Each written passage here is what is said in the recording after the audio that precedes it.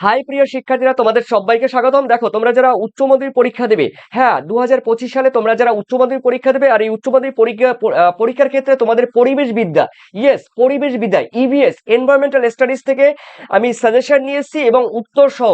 হ্যাঁ, তোমাদের পরিবেশ বিদ্যার প্রথম অধ্যায় রয়েছে জীব বৈচিত্র্য বা বায়োডাইভার্সিটি। এই জীব বৈচিত্র্য থেকে আমি তোমাদের বাছাই করা কয়েকটি গুরুত্বপূর্ণ কোশ্চেন এবং উত্তর নিয়ে এসেছি। অবশ্যই সেগুলো এমসিকিউ আকারে তোমাদের সামনে উপস্থাপন করতে চলেছি। চলো দেখে নেওয়া যাক। দেখো, এই উচ্চ মাধ্যমিক পরীক্ষা 2025 এর জন্য দেখো প্রপার লেভেল 25 জীব বৈচিত্র্য বা বায়োডাইভার্সিটি। এই বায়োডাইভার্সিটির মধ্যে প্রথমে রয়েছে তোমাদের এমসিকিউ। দেখো, আমি এমসিকিউ 25টি এমসিকিউ তোমাদের সামনে উপস্থাপন করছি। চলো দেখে নেওয়া যাক। দেখো, প্রথমে রয়েছে বায়োডাইভার্সিটি বা জীব বৈচিত্র্য শব্দটি প্রথম কে প্রবর্তন করেন? দেখো, উত্তর কিন্তু হবে Walter Rosen. Walter Rosen, D is the correct answer.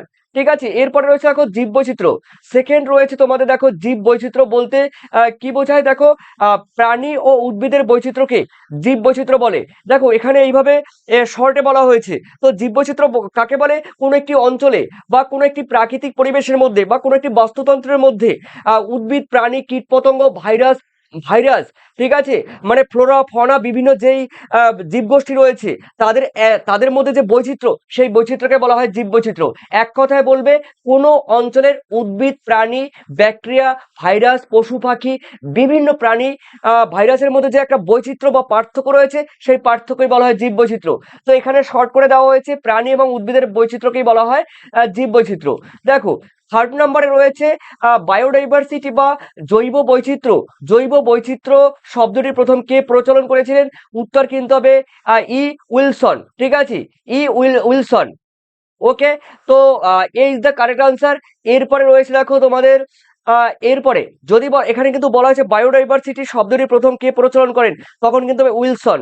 ওকে, আর যদি বলা হয় বায়োডাইভার্সিটি হটস্পট কাকে বলা হয়, মানে ফাদার অফ বায়োডাইভার্সিটি হটস্পট কাকে বলা হয়, বা জীব বৈচিত্র্যের উষ্মা মণ্ডলের জনককে, বা উষ্মার জীব বৈচিত্র্যের উষ্মা অঞ্চলের এই কথাটি যে রয়েছে, সেই কথাটির জনককে। ঠিক আছে, তো বলা হয় ফাদার অফ বায়োডাইভার্সিটি হটস্পট বলা হয় কিন্তু দেখো মায়ার্সকে, নরমান মায়ার্সকে। এরপরে রয়েছে দেখো তোমাদের চারে চারে বলা হয়েছে একই একই দেখো, চারে বলা হয়েছে একই অঞ্চলে অবস্থিত জীবগোষ্ঠীর অভ্যন্তরীণ বৈচিত্র্যকে কি বলে? আলফা বৈচিত্র্য। Option A is the correct answer.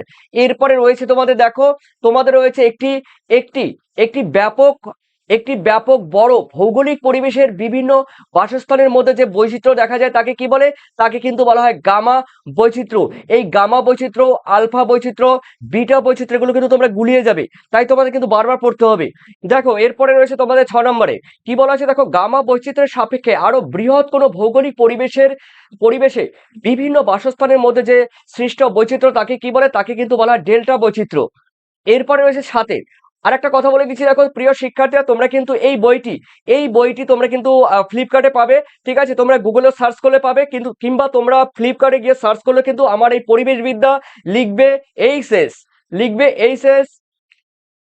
EVS, EVS suggestion book, EVS suggestion বুক, এই কথাটি লিখবে। এই কথাটি লিখলে কিন্তু সাজেশন বুক 2024 লেখো, 2025 লেখো, এই আমার এই সাজেশন বইটি কিন্তু ফ্লিপকার্টে চলে আসবে। কিন্তু তোমাদের কিন্তু আউট অফ স্টক দেখাবে, তার কারণ এই বইটি কিন্তু অ্যাভেলেবেল নেই। তাই তোমরা যারা পিডিএফ নেবে, যারা পিডিএফ নিতে চাইছো, এই পিডিএফ নিতে চাইলে কিন্তু অবশ্যই 7890404016 এই নাম্বারে কিন্তু তোমরা আমাকে হোয়াটসঅ্যাপ করবে। পিডিএফ নিতে গেলে কিন্তু অবশ্যই তোমরা কিন্তু সম্পূর্ণ এই সাজেশন বইয়ের প্রত্যেকটি অধ্যায় থেকে এমসিকিউ, এসিকিউ, বড় প্রশ্ন, প্র্যাকটিস সেট, বিগত সালের যেই 6 সালের কোয়েশ্চেন, সেই কোয়েশ্চেন এমসিকিউ উত্তর সম্পূর্ণ কিন্তু পেয়ে যাবে এই পিডিএফ এর মধ্যে। অর্থাৎ বইয়ের মধ্যে যা আছে তোমরা পিডিএফ কিন্তু তাই পেয়ে যাবে। অবশ্যই পিডিএফ নিতে গেলে কিন্তু এই নাম্বারে তোমরা হোয়াটসঅ্যাপ করবে। আর ফ্লিপকার্টে কিন্তু অ্যাভেলেবেল নেই, অবশ্যই সার্চ করে দেখতে পারো, অ্যাভেলেবেল নেই। তো দেখো, এরপরে রয়েছে তোমাদের সাথে বলা হয়েছে জীব বৈচিত্র্যের সব থেকে ক্ষুদ্রতম একক কোনটি? আলফা বৈচিত্র্য। Option A. এরপরে রয়েছে দেখো তোমাদের আটে বলা হয়েছে জীবের শ্রেণীবিন্যাসের ক্ষুদ্রতম এককে কি বলে? প্রজাতি। ঠিক আছে, প্রজাতি বলা হয়। এরপরে রয়েছে ডবল স্টার আবাসস্থলের বৈচিত্র্য, কথাটির সমর্থক শব্দ কি? দেখো, বাস্তুতান্ত্রিক বৈচিত্র্য। আবাসস্থলের বৈচিত্র্যের আরেকটি কথার অর্থ হলো বা সিনোনিম হলো, সমর্থক শব্দ হলো বাস্তুতান্ত্রিক বৈচিত্র্য। ওকে, এরপরে রয়েছে তোমাদের 10 বলা হয়েছে নিচের নিচের ইকোসিস্টেম বা বাস্তু সংস্থানগুলির মধ্যে সব থেকে বেশি বৈচিত্র্য সমৃদ্ধ সেটি হলো কোনটি? সেটি কিন্তু বৃষ্টি অরণ্য অঞ্চল বা নিরক্ষীয় বৃষ্টি অরণ্য অঞ্চল বা ক্রান্তীয় বৃষ্টি অরণ্য অঞ্চল। উদাহরণস্বরূপ বলতে পারি আমরা আমাজন নদীর অববাহিকা। ওকে, এরপরে রয়েছে দেখো 11 বলা হয়েছে বসুন্ধরা বৈঠক কোন সালে অনুষ্ঠিত হয়েছিল? 1992 সালে। B is the correct answer. এরপরে রয়েছে তোমাদের দেখো 12 কত সালে সম্মিলিত রাষ্ট্রপুঞ্জ বিশ্ব প্রকৃতি সনদপত্র স্বীকৃতি পায়? দেখো 1982 সালে। এই ইজ দ্য কারেক্ট আনসার। এরপরে রয়েছে দেখো 13তে রয়েছে গুজরাটের জগন্নাথনিতে দেখো কোন ফুল প্রধানত ব্যবহার করা হয়? সামি ফুল। ঠিক আছে, সামি ফুল ব্যবহার করা হয়। Option B is the correct answer. এরপরে রয়েছে তোমাদের 14তে বলা হয়েছে কি? দেখো ভারতবর্ষের জীববৈচিত্র্যের মধ্যে থেকে এমন একটি বৈচিত্র্যের উদ্ভিদের নাম লেখো যার ধর্মীয় গুরুত্ব আছে। উত্তর হবে তুলসী। তুলসী পাতা আছে, তারপরে জবা আছে, মানে তুলসী গাছ আছে, অন্যদিকে রয়েছে জবা, ফুলের দিক দিয়ে জবা, তো উদ্ভিদের দিক দিয়ে কিন্তু তুলসী গাছ। এরপরে রয়েছে দেখো তোমরা কিন্তু প্রথমেই বলেছিলাম হোয়াটসঅ্যাপ বা পিডিএফ পেতে গেলে 7890404016 তোমরা হোয়াটসঅ্যাপ করতে পারো। এই পিডিএফ সম্পূর্ণ পিডিএফ এ টু জেড কিন্তু তোমরা এই পিডিএফ কিন্তু পেয়ে যাবে আমার যে বইয়ের মধ্যে যে পিডিএফ আছে সাজেশন উত্তর 2025 সালের জন্য কিন্তু তোমরা পিডিএফ পেয়ে যাবে। ঠিক আছে, আর এরপরে রয়েছে দেখো তোমাদের 15 ট্রিপল স্টার। ভারতের জীববৈচিত্র্যের মধ্যে থেকে ধর্মীয় গুরুত্ব আছে এমন একটি উদ্ভিদের নাম কি? এমন একটি উদ্ভিদ তথা ফুলের নাম হলো জবা ফুল, একটু আগেই বললাম। এরপরে রয়েছে হাতির সংখ্যা ক্রমশ কমার কারণ কি? জঙ্গলের রেললাইনের সম্প্রসারণ, বনভূমির সংকোচন, চোরা শিকারী। উত্তর কিন্তু অল অফ দ্য অ্যাবভ, মানে উত্তর কিন্তু সবগুলি হবে। এরপরে রয়েছে তোমাদের 17 পৃথিবীর মোট কয়টি মেগা বায়োডাইভার্সিটি কেন্দ্র বা অতি জীববৈচিত্র্য কেন্দ্র রয়েছে? উত্তর কিন্তু হবে 17টি। অবশ্যই তোমরা এই 17টি দেখে যাবে, তার কারণ কি পরীক্ষার সময় দিয়ে দেয় নিম্নের কোন দেশটি জীববৈচিত্র্যের উষ্মা কেন্দ্র বা হটস্পট। ঠিক আছে, এরকম দিয়ে দেয় তোমরা। তার মধ্যে 3টি তোমাদের কিন্তু দেবে না, একটি এখান থেকে দিয়ে দেবে। তো সবগুলি তোমরা জেনে নাও। এরপরে রয়েছে তোমার টোটাল রয়েছে কিন্তু 17টি। এরপরে রয়েছে দেখো তোমাদের 18 মধ্যে রয়েছে আমেরিকা থেকে ভারতে গম আমদানি করার সময় কোন ক্ষতিকারক বিদেশি উদ্ভিদ এসেছিল?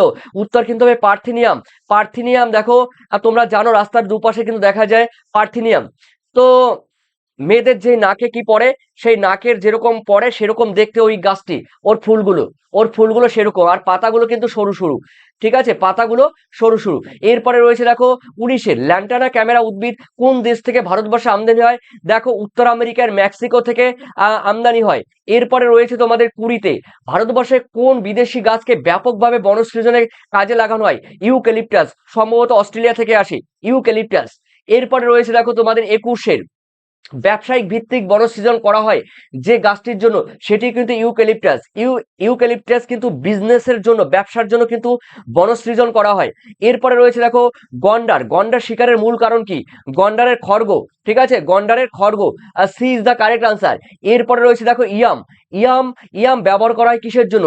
দেখো জন্ম নিরোধক বড়ি হিসাবে কিন্তু ব্যবহার করা হয়। এরপরে 24 রয়েছে রেসারপিন পাওয়া যায় যে গাছ থেকে, সেটির নাম সর্পগন্ধা গাছ। D is the correct answer. এরপরে রয়েছে দেখো তোমাদের 25 প্রদত্ত কোন গাছটি প্রশান্তিদায়ক ঔষধ হিসাবে ব্যবহার করায়? সর্পগন্ধা। ঠিক আছে, আর এরপরে দেখো HS EBS suggestion answer PDF 2025, অবশ্যই ওই নাম্বার কিন্তু তোমরা যোগাযোগ করবে। এরপরে রয়েছে তোমাদের 26 নিচের কোন গাছটি স্নায়বিক রোগের ঔষধ হিসেবে ব্যবহার করায়? সর্পগন্ধা। C is the correct answer. এরপরে 27 রয়েছে ভারতবর্ষের উপজাতির জনগোষ্ঠী খাদ্য তত্ত্ব ঔষধ ও শিকার, মাছ ধরা ও চাষের যন্ত্রপাতি প্রভৃতির কারণে বন্য উদ্ভিদ ব্যবহার করা হয়। দেখো কত প্রজাতি? উত্তর কিন্তু হবে 5000 প্রজাতির। B is the correct answer. এরপরে 28 রয়েছে দেখো 1951 থেকে 1980 সালের মধ্যে ভারতবর্ষের নদী উপত্যকা পরিকল্পনাগুলির মধ্যে যেটির পরিমাণ বনভূমি বিনষ্ট হয়েছিল বেশি, সেটি কত হেক্টর? উত্তর কিন্তু হবে দেখো 5 লক্ষ একক দশক শতক সহস্র অযুত লক্ষ, 5,50,000 হেক্টর।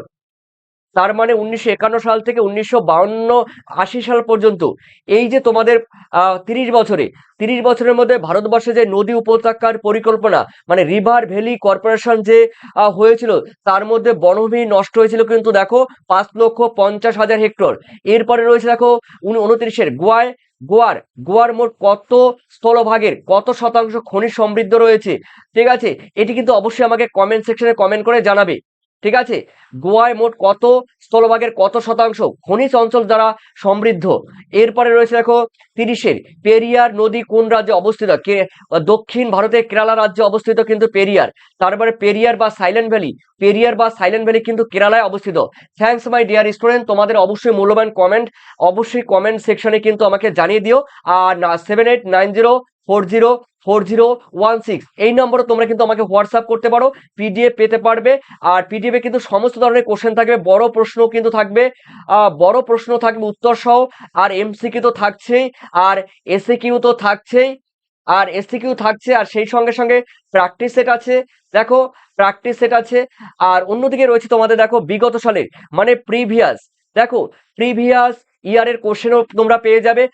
টোটাল পরিবেশ বিদ্যা নিয়ে আর চিন্তা করতে হবে না। এবার কিন্তু পরিবেশ বিদ্যায় আমি বলে দিলাম তোমাদের 100% কমন পেয়ে যাবে। এবার আর তোমাদের কোনো টেনশন করতে হবে না। হ্যাঁ, যেগুলো দিয়েছি সেগুলো তোমরা খাতায় টুকো, আর খাতায় না টুকলে অবশ্যই আরো বাকি কোশ্চেনগুলো রয়েছে। এরপরে কিন্তু এমসিকিউ আরো কিছু রয়েছে, এসিকিউ রয়েছে। পরবর্তী ভিডিও কিন্তু তোমাদের এসিকিউর জন্য নিয়ে আসবো এই চ্যাপ্টারের এই অধ্যায় থেকে, বায়োডাইভার্সিটি থেকে, জীববৈচিত্র্য থেকে নিয়ে আসবো। তবে অবশ্যই তোমরা কিন্তু একটা জায়গায় গুছিয়ে তোমরা পেয়ে যাবে পিডিএফ এর মাধ্যমে। তো অবশ্যই যোগাযোগ করো, কমেন্ট করো। থ্যাংক ইউ তোমাদের, থ্যাংক ইউ।